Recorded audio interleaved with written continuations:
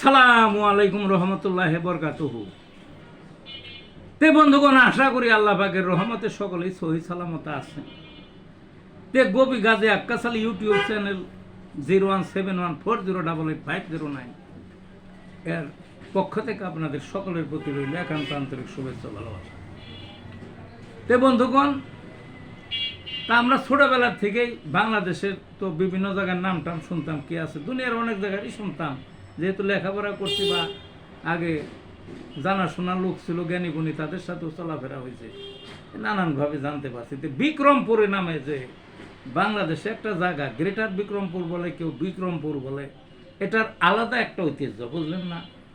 সেই আগের যুগে যখন শিক্ষা দীক্ষা ছিল না, তখন মহাজ্ঞানীদের আগমন হয়েছে বিভিন্ন বিষয়ে।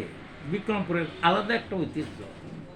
তাই আমার এখানে বিক্রমপুরের একজন রোগী আসছিলেন কয়েকদিন আগে, কথায় কথা আলাপ হলো। তাই যা হোক, ওই তখন এই বিক্রমপুরের ঐতিহ্য নিয়ে একটা কবিতা লিখলাম। যা হোক, আসা যাক মূল কবিতাটার মধ্যে। কবিতাটার নাম হলো বিক্রমপুর।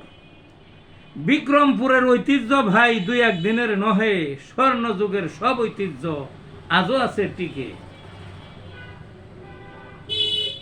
পাশেই তার পদ্মা নদী, ভরা ইলিশ মাছে। বিদেশগামীর এতই সংখ্যা, কে অস্বীকার করে? জ্ঞানী গুণীর অবাধ চারণ বিক্রমপুরের মাঝে। অতীশবাবু বৌদ্ধমুনি, খ্যাতি জগৎ জুড়ে। স্যার জগদীশ প্রমাণ করলেন, গাছের প্রাণ আছে। লক্ষণ সেনের শেষ ভরসা বিক্রমপুরে এসে।